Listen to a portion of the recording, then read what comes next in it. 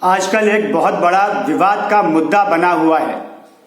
मुद्दा ये है कि जेएनयू में नारे लिखे गए हैं दीवारों पे, दरवाज़ों पे, ब्राह्मणों भारत छोड़ो, ब्राह्मणों भारत छोड़ो, इस प्रकार के नारे लिखे गए हैं। इससे ब्राह्मण बहुत दुखी हैं, होने को सभी दुखी हैं, लेकिन ब्राह्मण तो ज़्यादा दुखी नेचुरली होंगे ही होंगे। आखिर ऐसा क्यों है? अब हम जानेंगे इसका कारण एवं निदान। कारण भी जानेंगे और निदान भी जानेंगे, परफेक्ट निदान, डी फैक्टो, बिल्कुल रियल जो है और है जैसा है जहां है के आधार पे घटना स्थिति, और निदान भी जो प्रैक्टिकल है, जो होना ही होना है, अगर उसको तरीके को आजमाते हैं तो इस प्रकार से हम अध्ययन करेंगे। अब पहले कारण जानते हैं। ब्राह्मणों भारत छोड़ो के कारण क्या हैं? ब्राह्मणों भारत छोड़ो का कारण है वामपंथ। अब वामपंथ किसने उत्पन्न किया है? अगर हम देखेंगे, विश्लेषण करेंगे तो इस वामपंथ के समर्थक सर्वप्रथम ब्राह्मण ही हैं। जो वामपंथ को चलाते हैं, हम देखें तो ऊंचे ऊंचे नामों पर ब्राह्मण ही आएंगे। वामपंथ को भी छोड़ दीजिए, वामपंथी हो के कह के होना एक बात और करके होना उससे बड़ी बात। जो भी देश के महत्वपूर्ण पद हैं उन पर कौन बैठे हैं? अधिकांश तौर पे ब्राह्मण ही बैठे हैं। तो उनकी मर्जी के बगैर क्या पत्ता भी देश में हिल सकता है? ऐसे पदों पर ब्राह्मण हैं कि एक भी ब्राह्मण के एक एग्जीक्यूटिव ऑर्डर भी दे दे तो उनको ठिकाने लगाया जा सकता है, जितनों ने भी इस प्रकार की बातें लिखी हैं। ये तो देशद्रोह है। किसी समुदाय को कहो भारत छोड़ो, ब्राह्मण ऐसा कर सकते हैं। और पूर्व में ब्राह्मणवाद के इल्जाम भी ब्राह्मणों पर लगे हैं, और उसके बाद कई ब्राह्मणों ने यह भी कहा है कि ब्राह्मणवाद ब्राह्मणों को खा गया। खुद ही ब्राह्मणों ने कहा है। तो खा गया, खा कैसे गया? ब्राह्मणवाद अगर करना था तो करते, लेकिन जो बाकी लोग भी, बाकी जो कैटेगरीज के लोग हैं, वर्ण के लोग हैं, उनको साथ लेकर चलते, क्योंकि बेस तो वही हैं। मानेगा कौन ब्राह्मण को? बाकी वर्ण के लोग। अगर सब मानना ही छोड़ देंगे तो ब्राह्मण की क्या वैल्यू? ये सिर्फ चीज में यहां पे एक फेलियर रहा है। उससे बड़ा फेलियर ये रहा है कि जो लोग ये वामपंथ चला रहे हैं, ये अधिकांश तौर पे ब्राह्मण ही हैं, क्योंकि महत्वपूर्ण पदों पर वो हैं। अगर वो कहते हैं हम नहीं चला रहे हैं, तो उनकी जिम्मेदारी तय की जाए कि उन्होंने उसको रोकने के लिए क्या किया। क्या वो इतने अक्षम हैं? ये पॉसिबल ही नहीं है। तो बाकी ब्राह्मणों को वो ये समझा देंगे, अरे हम क्या बताएं, चल रहा है। लेकिन सच ये है कि वे भी मिले हुए हैं और संभवतः पैसा खाकर मिले हुए हैं। अगर पैसा नहीं खाया है तो कोई एक्शन क्यों नहीं लेते? ब्राह्मण सभाएं चलती हैं, विभागों में भी एसोसिएशन चलती हैं, ब्राह्मण के लोग भी तो उनमें हैं। वो ही आपस में मिलकर बात कर लें, एक दूसरे को जानते तो हैं, मिलकर कहें। कई बड़े क्लब में, एलीट क्लबों में ब्राह्मण हैं, वहां पे मीटिंगें होती हैं। वैसे भी कर सकते हैं जब चाहें। कोई ब्राह्मण कोई दूसरे ब्राह्मण को कॉल करे कि ये क्या बदतमीजी है, इसको हटाएंगे, वो तुरंत हट चुका था। अरे होता ही नहीं, पैदा ही नहीं होता, हटने का सवाल कहां है? तो हम ये देखते हैं कि इसमें सिर्फ ब्राह्मण ही दोषी हैं। लेकिन वो ब्राह्मण जो इसको चला रहे हैं या संरक्षण दे रहे हैं या एक्शन नहीं ले रहे हैं, ये ब्राह्मण कम दोषी हैं। बाकी ब्राह्मण ज्यादा दोषी हैं, जो उस ऊंचे पद पर नहीं हैं कि कुछ कर सकें। वो प्राइवेट काम कर रहे होंगे, प्राइवेट बिजनेस होगा या पद नहीं होगा, किसान होंगे, मजदूर होंगे या धर्म कर्म के पूजा पाठ के कांड करते होंगे। वो ज्यादा दोषी हैं। क्यों?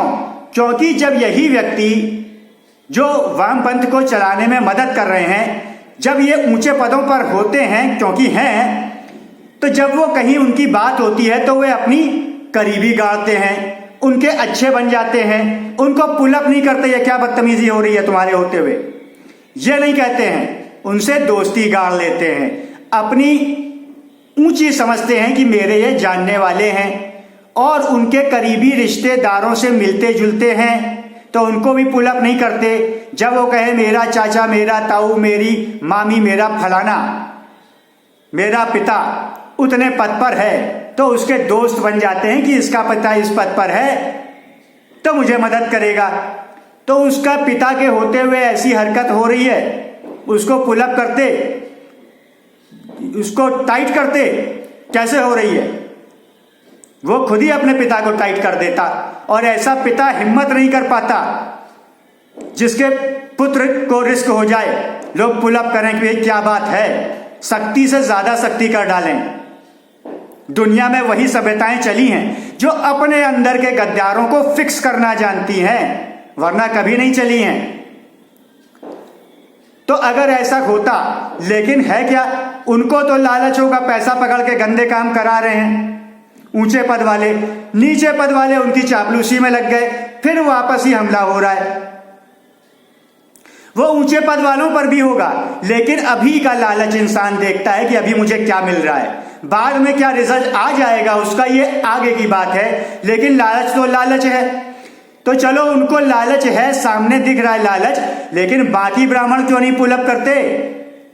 तो कारण तो पता चल गया कि ब्राह्मण ही दोषी हैं, वो उन पदों पर हैं, वो एक्शन नहीं ले रहे हैं, इसलिए ऐसा हो रहा है। ये है कारण कि जो जिम्मेदार था वो जिम्मेदारी दूसरी तरफ निभा रहा है, उनको संरक्षण देने की। अब बात यह आई कि जिनके ऊपर ऐसा हो रहा है या जिन्हें डर लग रहा है, जो कमजोर पदों पर हैं, जो भुक्तभोगी हैं, वो ब्राह्मण क्यों नहीं सख्ती कर रहे हैं बाकी ब्राह्मणों पे? वो कैसे हैं ही उस समाज में, इस देश में, तो उनको पुलअप करते, फिक्स करते, बातें सब ठीक हो जाती, मजाल नहीं थी कोई कुछ कर बैठता। लेकिन ऐसा नहीं कर रहे हैं, फिर कह रहे हैं कि ये ब्राह्मणों को टारगेट किया जा रहा है। अरे करने वाला कोई और भी दिखे तो दिख वो क्यों रहा है, वो कर ही क्यों रहा है? क्योंकि करने दिया जा रहा है। सारी पावर, सारी पोजीशंस बड़ी बड़ी ब्राह्मणों के हाथ में हैं, फिर कोई ऐसा कैसे कर सकता है? कभी नहीं कर सकता है। वो गंदी राजनीति में, गंदे लाभों में ब्राह्मण ही बिक गए हैं और बाकी ब्राह्मणों के साथ गद्दारी कर रहे हैं। और बाकी ब्राह्मण क्यों नहीं उसे रोक रहे हैं? खुद अपनी जिम्मेदारी तय करें, पहले आत्मविश्लेषण करें। फिक्स करने के लिए उन्हें कुछ भी करना पड़े, सब कुछ करें। अगर आपकी जान तक को खतरा है तो आपको सेल्फ डिफेंस का अधिकार संविधान ने दिया है, आपको जीने का अधिकार है। दूसरा कोई जबरदस्ती आपके जान के ऊपर खतरा बन रहा है, आप उसकी जान तक ले सकते हैं, तो आप कुछ भी कर सकते हैं अपनी जान बचाने के लिए कानूनन। आप करते क्यों नहीं है? लोग तो कानून के आगे भी जाते हैं, इंटेलिजेंस एजेंसीज जाती हैं। आप मुझे यह बताइए कि क्या अमेरिका में भी CIA को या FBI को, जो इंटरनल मामलों की है, क्या यह अधिकार है कि किसी को एक गलती से हल्का सा थप्पड़ भी मार दे? अगर वो पकड़े जाते हैं, क्या उन्हें सजा नहीं होगी कोर्ट में? हर हाल में होगी। लेकिन वो कितने बड़े बड़े काम करते हैं, इतने खतरनाक असैसिनेशंस, बड़े से बड़े कांड, दंगे, युद्ध, मार काट, कितने खतरनाक टॉर्चर, एक थप्पड़ नहीं मार सकते कानूनी। वो ये नहीं कह सकते हम तो FBI हैं, CIA हैं, ये नहीं कह सकते, ये नहीं चलता। कानून सबके लिए बराबर होता है, ऐसा बिल्कुल भी नहीं है कानून में, उनको अलाउड नहीं है। लेकिन वो करते हैं देश को बचाने के लिए। तो कोई समुदाय है, अगर उसी के समुदाय में गद्दार है तो उसको फिक्स करने के लिए वो भी कुछ कर सकता है, समूचे समुदाय को बचाने के लिए। पकड़ा गया तो चोर, नहीं तो साहूकार। अगर भारत में इंटेलिजेंस ब्यूरो का कोई व्यक्ति थप्पड़ भी मारे फंस जाएगा, कुछ भी कर लेगा, नहीं फंसेगा यदि पकड़ा ही ना जाए, वो तो साहूकार है। इसी पैटर्न पे इंटेलिजेंस एजेंसियां समूचे विश्व की चलती हैं।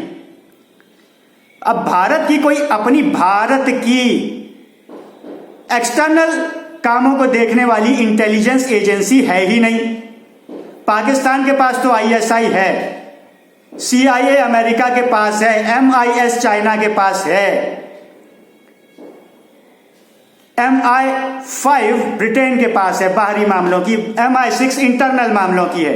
इंटरनल मामलों में भारत के NIA भी काम कर रही है, इंटेलिजेंस ब्यूरो भी काम कर रही है, सब ये सब काम कर रहे हैं। लेकिन बाहरी मामलों के लिए कोई भारत की, मैं क्या कह रहा हूं, भारत की, यानी कि या तो वो संवैधानिक संस्था होती, चलो संवैधानिक होती नहीं है ज्यादातर, तो होती क्या है, देश की, या तो विभाग हो देश का, MIS China ministry of state, America की CIA वो सरकार के अधीन है, उसके सारे रिकॉर्ड्स क्लासीफाई किए जाते हैं कानूनन, और डीक्लासीफाई करने का भी प्रावधान है। क्यों? क्योंकि वो अमेरिका की है, उसे करना ही होगा। इंटेलिजेंस ब्यूरो इंडिया की है, क्योंकि होम मिनिस्ट्री में है, उसका एक पार्ट है, तो क्लासिफिकेशन डीक्लासिफिकेशन का प्रावधान है। वो बात और है कि छुपाएंगे क्लासीफाई के टाइम में ही बेईमानी कर लेंगे तो अलग बात है, लेकिन प्रावधान है। तो ऐसी भारत की अपनी एक्सटर्नल एजेंसी क्यों नहीं है? अब मेरे सामने किसी एजेंसी का नाम मत लेना, मैं फालतू बातों में नहीं पढ़ूंगा कि वो तो है, मुझे पता है जिसका नाम लोगे सोच रहे होगे, वो है नहीं भारत की, वो प्राइवेट एजेंसी है, वो प्राइवेट संस्था है, वो प्राइवेटली दे दी गई है सरकारी नौकरों को, बाबुओं को, जो UPSC से चुने जाते हैं, कैबिनेट सचिवालय में बैठ जाते हैं, तो उन सचिवालय के बाबुओं को, IAS बाबुओं को वो दी गई है प्राइवेट, पैसा सरकारी देती है, लेकिन वो कैबिनेट सचिवालय नहीं है या उस सचिवालय का ही हिस्सा नहीं है, उस सचिवालय के बाबुओं को प्राइवेट तौर पर दे दी गई है। ये बिल्कुल उसी तरह है कि सरकार पैसा दे करके जो गार्ड आपके दुकानों के ऑफिसों के बाहर खड़े रहते हैं उनको हायर कर ले सरकार अपने पैसे पे, ये बिल्कुल उसी तरह है। फर्क सिर्फ इतना है कि वो कोई आदमी होंगे और ये नौकरी कर रहे हैं सचिवालय में, लेकिन प्राइवेट उसी तरह दे दी गई है। अब सचिवालय का बाबू कोई सिक्योरिटी एजेंसी खोल ले, गार्डों को भर्ती कर ले, जगह जगह रखवाए, तो बात ये वही है एग्जैक्टली।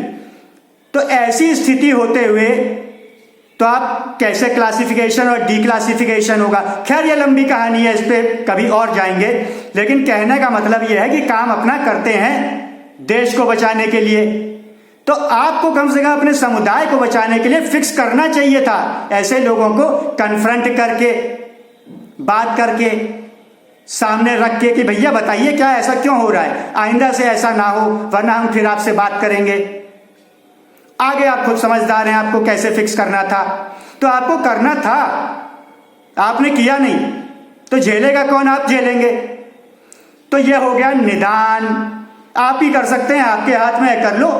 ग्रुप तो है ही है, ब्राह्मण सभाएं, इतने ग्रुप हैं, इतनी सभाएं, इतने ग्रुप, इतने संगठन, मिलो, बात करो कि कोई ऐसी गद्दारी नहीं करेगा, और जो करेगा उसको फिक्स करेंगे सबके सब मिलके, सब लोग शपथ लें। ऐसे ही व्यवस्था बनाते तो बनती, तो इसको करना पड़ेगा। और जो करता है उसके दोस्ती यारी, उसकी अपने शान ना बगाने की, फला मेरा दोस्त है ऊंचे पद पे, उसको ठीक करें कि यह कैसे हो रहा है, फिर हम शान बगा देंगे, वरना छोड़ दो। उसको बुरे को बुरे कहना सीखें, वो आपका लिहाज नहीं कर रहा, इतना कुछ हो रहा है आप पे, आप लिहाज भी कर रहे हैं कि बोलें कैसे? अरे सीधे बोलो, बचना नहीं है क्या? इसका मतलब तो आप बचना ही नहीं चाहते, तो फिर आप दोषी हो गए। तो इसलिए आपको ही एक्शन लेना पड़ेगा अपने लिए। दूसरा भी कोई उसी की मदद करता है जो स्वयं अपनी मदद करता है, तो दूसरे से भी मदद आप तभी पाएंगे जब आप अपनी मदद करेंगे। और सबसे बड़ा नुकसानदायक गद्दार होता है, उसको आप पहले फिक्स करेंगे। इतना सिंपल सा समाधान है, कारण भी वही है, उनका निदान भी आप ही से करीब है, आप ही कर सकते हैं। बस बात खत्म यहीं पे, इससे ज्यादा इतनी सी बात है और कोई बात नहीं। तो सही बातों को सही तरीके से, रियलिटी जानने के लिए, सही चीजों को लेकर चलने के लिए, बुरी चीजें जो गलत हैं, नेगेटिव हैं अपने लिए, उनको पीछे छोड़ने के लिए, गलत सूचनाओं को, फेक न्यूज को पीछे छोड़ने के लिए इस वीडियो को ज्यादा से ज्यादा शेयर करें और आगे बढ़ें।